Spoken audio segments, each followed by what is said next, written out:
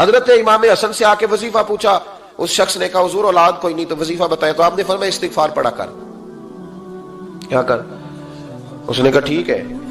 تو حضور پھر میں دوبارہ کب آؤں؟ تو امام حسن کہنے لگے بے اولاد ہے نا تو، استغفار کا وظیفہ بتایا نا؟ کہا ہاں۔ فرمانے لگے اب اس وقت آنا جب اللہ تجھے 10 بیٹے عطا کرے گا۔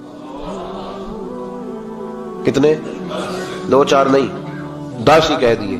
تو حضرت امیر معاویہ رضی اللہ تعالیٰ دیکھا، کہنے لگے حسن اتنا بڑا دعویٰ؟ آپ فرمانے لگے میں نے کہہ دیا نا تو اللہ فضل کرے گا، ہاں ہاں اللہ خیر کرے گا، خیر ہو جائے گی۔ وہ شخص کئی سالوں کے بعد آیا، کئی سالوں کے بعد، تو حضرت امیر معاویہ کو بھی ساتھ لایا، کہنے لگا حضور اللہ کے فضل سے اللہ نے 10 بیٹے عطا فرمائے، پورے 10 ہی اللہ نے دیے۔ تو حضرت امیر معاویہ کہنے لگے جناب بات تو آپ کی سچی ہو گئی، پر مجھے بھی بتائیے وظیفہ کہاں سے لیا؟ فرمانے لگے قرآن پاک سے، سورہ نوح کی 10 11 12 آیت پڑھو۔ اللہ فرماتے ہیں تم استغفار پڑھو، میں تمہاری بیٹوں سے بھی مدد کروں گا، مالوں سے بھی مدد کروں گا۔ تو میں نے استغفار بتائی تھی، اور قرآن میرے اللہ کا ہے، رب کا وعدہ جھوٹا ہو سکتا؟ فرمایا 10 بیٹے ملنے تھے، میں نے کہہ جو دیا تھا۔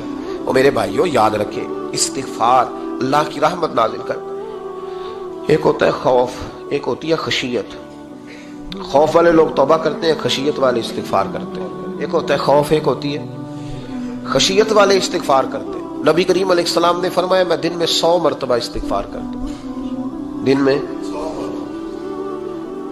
توبہ والا کہتا ہے کہ میں بھول گیا تھا، مجھے معافی مل جائے، اور خشیت والا کہتا ہے میرا یار ناراض نہ ہو جائے، وہ استغفار ہی کرتا رہتا ہے، وہ معافی حضرت رومی نے مثال دی ہے، فرماتے ایک عورت تھی تو بھیک مانگا کرتی تھی، ایک دن بادشاہ کے دروازے پہ بھیک مانگنے گئی تو بادشاہ کو پسند آ گئی، اس نے نکاح کر لیا۔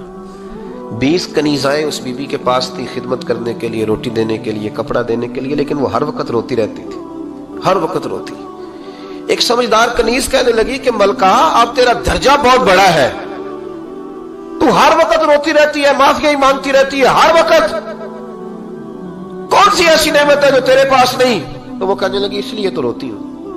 کیا مانا؟ کہنے لگی اس لیے روتی ہوں کہ میں اس قابل نہیں تھی جو مجھے مل گیا، کہیں میرے سر کا سائیں ناراض نہ ہو جائے، وہ کہیں بگڑ نہ جائے، مجھے پتا ہے کہ میں کیا تھی اور مجھے کہاں تک پہنچا دیا، میں روتی اس لیے ہوں کہ کبھی کہیں وہ ناراض۔ حضرت عمر اس لیے روتے تھے کہ کہیں مصطفیٰ ناراض نہ ہو جائے، حضرت ابو بکر اس لیے تڑپتے تھے کہ کہیں اللہ کا فضل روٹھ نہ جائے۔ یہ جو مولا علی اپنے کمرے میں بیٹھ کے زور زور سے استغفار پڑھتے تو اس لیے نہیں کہ بڑے پاپ تھے جن کی معاذ اللہ معافی مانگتے تھے، اس لیے کہ رب رسول کہیں ناراض نہ ہو۔ خشیت تھی کہ جہاں ہم پہنچے ہوئے کہیں وہاں سے واپس۔ استغفار بندے کی اللہ سے صلح کرا دیتا ہے، بندے کی رب سے صلح ہو جاتی ہے جب استغفار۔ دیکھیں نا بڑی سادی سی بات ہے کہ 2 بھائی ناراض ہوں تو بڑا کہتا ہے اس نے میری بے ادبی بڑی کی، تو چھوٹا اگر پاس آ جائے اور پیر پکڑ لے کہ چل یار معاف کر دے، تیرا بھائی نہیں۔ پتہ کیا ہوتا ہے؟ صرف معافی نہیں ملتی، ہاں صرف معافی نہیں، چھوٹے نے بے ادبی کر دی، بڑے کو تکلیف ہوئی، بات جب آگے بڑھی نا تو بڑے نے شکوہ کیا، جب لوگوں نے چھوٹے کو سمجھایا تو چھوٹا جب معافی مانگتا، ادھر دیکھو میری طرف، جب چھوٹا معافی مانگتا ہے نا اٹھ کے جاتا ہے اور بڑے کے پیر پکڑتا تو میرا معاف نہیں کرتا، بڑا رو بھی پڑتا ہے، بڑا رو بھی پڑتا ہے، اور وہ کہتا ہے کہ وہ میں اور تم اماں کے پاس اکٹھے بیٹھتے، ایک باپ کی موٹر سائیکل پہ اکٹھے بیٹھتے، تو تیرا اور میرا رشتہ اتیار تو نے یہ کیوں؟ وہ جو آنسو نکلتے ہیں نا وہ درد ہوتا ہے، وہ کیف ہوتا ہے، وہ سوز ہوتا ہے، وہ لذت ہوتی ہے، وہ پیار ہوتا ہے۔ رب کہتا ہے تو معافی مانگ، انہو کان غفارا، تو معافی مانگ، میں تجھے معاف بھی کروں گا، تیرے اوپر رحمت بھی فرماؤں گا، تیرے اوپر کرم نوازی بھی کروں گا، تجھے نواز دوں گا، تجھے عطا کروں گا۔ حضرت موسیٰ کلیم اللہ علیہ السلام کا زمانہ مبارکہ تھا، قحط پڑ گیا، بارش نہیں ہوتی۔ ہم لوگ نا اب تو خیر ہمارے پاکستان میں تو ٹیبل ٹاک ہوتی ہے، ٹاک شو ہوتے ہیں، ہمارے ہاں تو پتہ کیا جاتا ہے کہ بارش ہو کیوں نہیں رہی، پھر اس پہ یہ ہوتا ہے کہ دھواں بڑا چڑھ گیا ہے، حالات بڑے خراب ہیں، فلاں ایسے ہو گیا، قحط کا۔ ہم تو اسباب تلاش کرتے رہتے ہیں نا جی، پھوک بہت زیادہ ہے، فلاں چیز ایسے ہے، فلاں چیز ایسے، ہم تو یہ تلاش کرتے رہتے ہیں۔ وہ لوگ یوں نہیں کرتے تھے، وہ سیدھے جا کے مسلوں پہ بیٹھتے تھے، اس لیے کہ وہ کہتے تھے جب رب چاہتا ہے تو پھر کوئی چیز کسی چیز کو روک سکتی، وہ سیدھے مسلے پہ بیٹھتے۔ اعلیٰ حضرت فاضل بریلوی رحمۃ اللہ علیہ کے پاس ایک مولانا محمد حسین آئے، وہ فلکیات کے بڑے ماہر تھے، تو اعلیٰ حضرت نے فرمایا ذرا ستاروں کا حساب لگا کے دکھاؤ بارش کب ہوگی؟ کہنے لگا پورا مہینہ تو نہیں ہوگی۔ تو اعلیٰ حضرت رحمۃ اللہ علیہ فرمانے لگے کہو کہ میرا علم کہتا ہے مہینہ نہیں ہوگی، اللہ چاہے تو ابھی ہو سکتی ہے۔ کہنے لگا جی وہ تو ٹھیک ہے پر میرا علم، وہ جیسے روز لوگوں نے پیر نیٹ ٹو شہنشاہ صاحب نہیں کھولے ہوتے کہ بارش کب آئے گی، اور اس کی طرف نہ دیکھ، مصلے پہ بیٹھ، مہربانی کر مصلے پہ بیٹھ، اللہ کی بارگاہ میں حاضر ہو، اس سے معافی مانگ، اسے منا تاکہ وہ رحمت کی بارش۔ کہنے لگا جی میرا علم کہتا ہے۔ تو اعلیٰ حضرت فرمانے لگے پھر وہی بات، تو کہے اللہ چاہے تو بارش ابھی، لیکن یہ جو اڑ گئے ہیں نا بیچارے، یہ اڑ ہی گئے ہیں، یہ جہاں الجھ گئے ہیں وہاں یہ لوگ الجھ گئے، اللہ ہمیں الجھنے سے محفوظ فرمائے۔ تو اعلیٰ حضرت اٹھے تو فرمایا ٹائم کیا ہوا ہے گھڑی پہ؟ کہنے لگا جی 12۔ تو اعلیٰ حضرت نے گھڑی گھمائی، اب کیا بج گیا؟ کہنے لگا 4 بج گئے۔ فرمانے لگے بج گئے نا 4؟ کہنے لگا جی آپ نے گھڑی گھما جو دی ہے۔ فرمانے لگے اللہ بھی جب چاہے تو ستارے گھما دیتا ہے، اللہ بھی ستارے گھما دیتا ہے بارش۔ کہنے لگا جی وہ تو ٹھیک ہے پر مہینہ نہیں ہو سکتی۔ اڑا ہوا بندہ، اس کا کوئی علاج ہے جو اڑ جو جائے؟ اس کے لیے قرآن کہتا ہے وَإِذَا خَاطَبَهُمُ الْجَاهِلُونَ قَالُوا سَلَامًا، اسے سلوٹ کرو دور سے، اسے کو تو جان اور تیرا۔ کہنے لگا جی ہو نہیں سکتی پورا مہینہ۔ فرمانے لگے یار تو جا اپنا کام کر۔ وہ شخص کہتا ہے میں نے دروازہ کھولا اعلیٰ حضرت کا، کمرے سے باہر نکلا تو تیز بارش ہو رہی، واپس آیا تو میں نے کہا احمد رضا یہ عقیدہ کہاں سے لیا ہے؟ فرمایا دروازہ مصطفیٰ سے لیا ہے صلی اللہ علیہ وسلم۔ تو یاد رکھیں کہ اللہ کو منانا چاہیے، استغفار کرنا چاہیے، اس کی برکات۔ حضرت موسیٰ ساری قوم کو لے کے نکل گئے۔ آؤ بھائی میدان میں اللہ کی بارگاہ میں استغفار کریں اور بارش کا سوال کریں، بارش مانگے۔ جب باہر نکلے دیر تک دعائیں ہوتی رہیں تو حضرت موسیٰ علیہ السلام کو رب کریم نے وحی فرمائی کہ موسیٰ آپ کی قوم میں نے ایک شخص ہے جس کو 40 سال ہو گئے نافرمانی کرتے، اس نے رب سے صلح نہیں کی۔ کتنے لوگ ہیں؟ ایک، اور 40 سال سے وہ نافرمان ہے، اس کو مجمع سے نکال دو بارش ہو جائے گی۔ اگر ایک گناہگار کی وجہ سے بارش رک جاتی ہے، اور جہاں دروازے کھلے ہوئے ہوں، جہاں تنہائیاں خوفناک ہوں، اور جہاں تباہی اتری ہوئی ہو، اور جہاں لوگ کروڑوں روپیہ مال ہڑپ کر گئے ہوں، اور جہاں علماء کو ہتھ کڑیاں لگا کے ٹھنڈی زمینوں پہ لٹا دیا جائے، اور قوم کہہ رہی ہو اچھا ہوا اچھا ہوا، اور لوگ پھبتیاں اڑا رہے ہوں، مذاق کر رہے ہوں، تو پھر اس قوم پہ کس طرح کر کے فضل الہی۔ اور یہ مولوی کا معاملہ نہیں، یہ تو ممبر رسول کا معاملہ ہے۔ میرے مصطفیٰ نے یہ نہیں کہا پیر میرا وارث ہے، حضور نے فرمایا عالم میرے دین کے وارث ہے۔ ہاں حضور نے فرمایا جس نے عالم کے چہرے کا دیدار کیا سمجھے میں نے اپنے نبی کی زیارت کی ہے۔ لیکن یہاں تو خیر یہ عنوان نہیں، ورنہ میں اس پر جاتا ہے۔ تو کہا ایک بندہ ہے 40 سال سے اللہ کی نافرمانی کر رہا ہے، وہ اگر نکل جائے تو بارش ہو جائے گی۔ حضرت موسیٰ نے اعلان کر دیا بھی ایک شخص ہے، وہ اگر نکل جائے تو بارش ہو جائے گی۔ پتہ تو ہوتا ہے نا سب کو، مجھے بھی پتہ ہے کہ میں اندر سے کیسا ہوں، اور آپ کو بھی خبر تو ہوتی ہے نا جی۔ جب بات ہو رہی ہوتی ہے تو پھر پتہ تو چلتا ہے نا کہ بات کہاں جا کے سیٹ ہو رہی ہے، پتہ چلتا ہے نا۔ اسے بھی چل گیا پتہ، اب اندر ہی اندر رونے لگا۔ اور دیکھو امام رازی اور امام غزالی دونوں نے لکھا ہے کہ اس درد سے رویا، اس درد سے کہ ادھر والے کو بھی پتہ نہ چل جائے، مجمع کے اندر کھڑا ہے اور ادھر والے کو بھی استغفار، دیکھو ادھر والے کو بھی پتہ نہ چل جائے، اور ادھر والے کو بھی کہیں ہجوم میں غم میں بھی توہین ضبط غم نہ ہوئی۔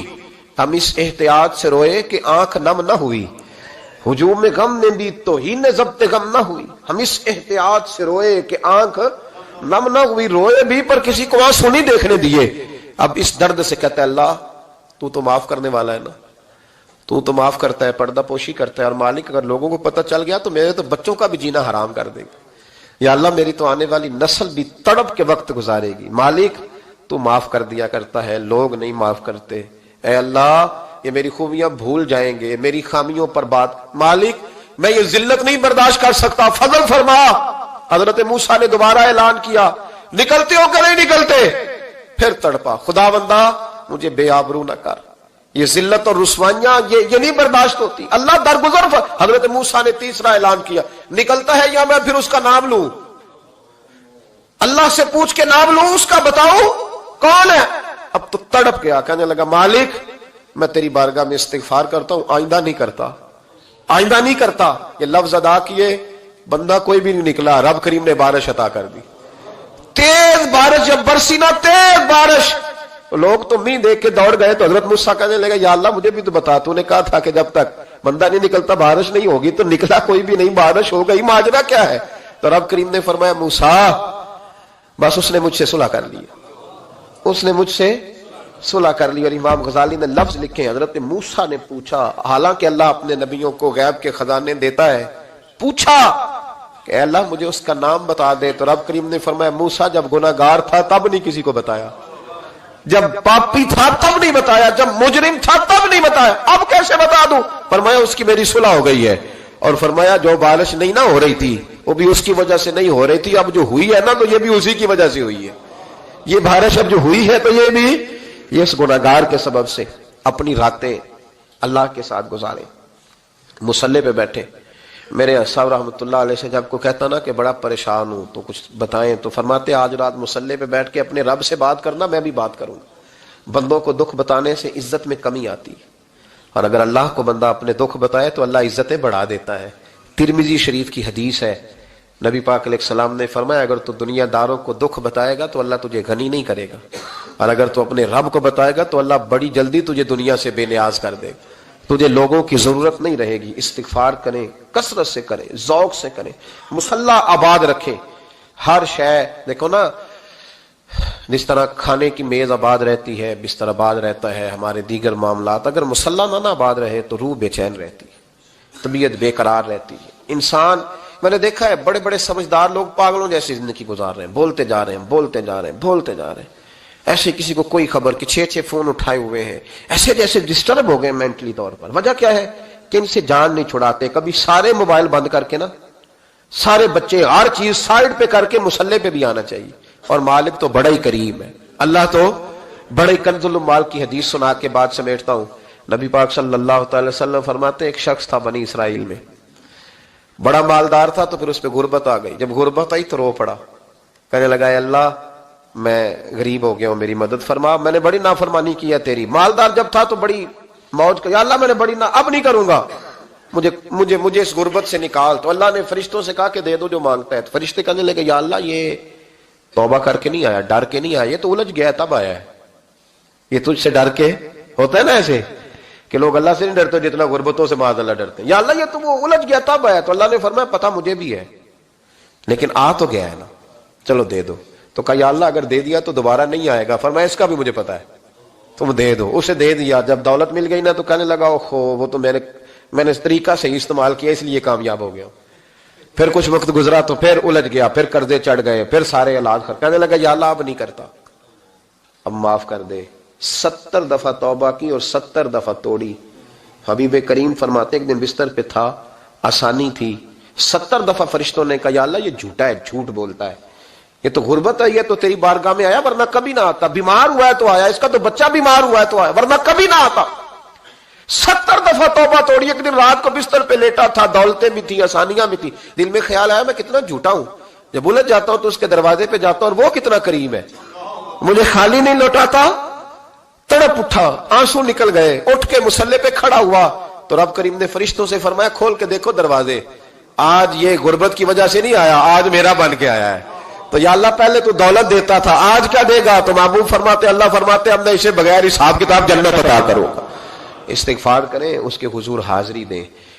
جس طرح سارا کچھ چھوڑ چھاڑ کے لوگ کہتے ہیں کہ 1 مہینہ میں نے کسی سیاحتی مقام پہ رہنا ہے، میں نے اب کسی ٹھنڈے علاقے میں چلے جانا ہے، برف باری دیکھنی ہے، سیر کرنی ہے، 10 دن کی چھٹیاں وہاں گزارنی ہے، چلو 7 چھٹیاں وہاں گزار لو، 3 دن اپنے اللہ کے ساتھ گزارو، روزے رکھو، دن کو رات کو قرآن شریف پڑھو، تلاوت، کچھ وقت دو اللہ کے ساتھ، حضور پر درود و سلام بھیجنے کے لیے، نبی پاک کی نعت کے لیے، اذکار کے لیے، بزرگوں کے لیے، پھر دیکھنا اللہ روح کو کتنا سکون دیتا ہے۔ آخر دعوانا الحمدللہ رب العالمین۔